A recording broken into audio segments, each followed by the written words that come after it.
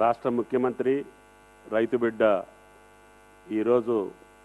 తెలంగాణ రైతాంగానికి ఒక నూతన విధానాన్ని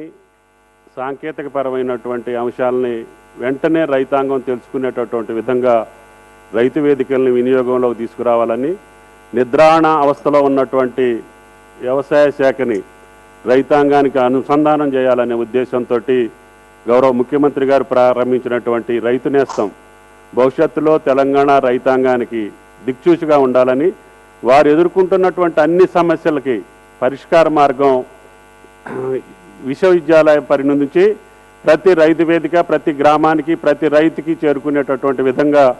ఈ రైతు నేస్తం భవిష్యత్తులో పనిచేస్తుందని చెప్పి గౌరవ ముఖ్యమంత్రి గారి ఆశీస్సులతోటి అదేవిధంగా ఉప ముఖ్యమంత్రి గారు బట్టి గారి యొక్క ఆర్థిక సహాయంతో రైతాంగం భవిష్యత్తులో పంటల బీమా పథకంతో పాటు రైతు భరోసాతో పాటు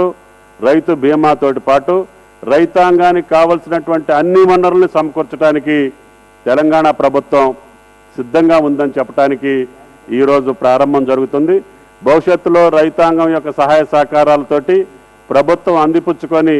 తప్పకుండా మీకు కావలసినటువంటి అన్ని రకాల సహాయాన్ని ఈరోజు కష్టాల్లో ఉన్నటువంటి రైతాంగాన్ని, ప్రకృతి వైపరీత్యాలకి ఇబ్బంది పడుతున్నటువంటి రైతాంగానికి, మార్కెట్ సమస్యలతోటి సతమతమవుతున్నటువంటి రైతాంగానికి ఈ రోజున పరిష్కార మార్గాలు అన్వేషించడంతో పాటు అటు పరిష్కారం కోసం కూడా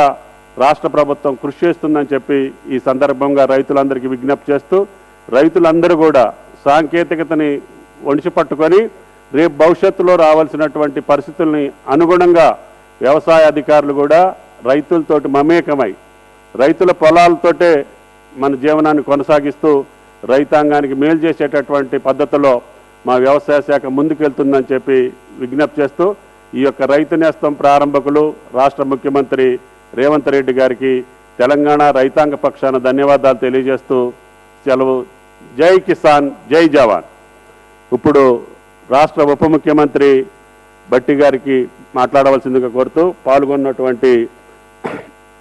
కృష్ణారావు గారికి ధన్యవాదాలు తెలియజేస్తూ బట్టి గారిని ప్రసంగించవలసిందిగా కోరుతున్నాను.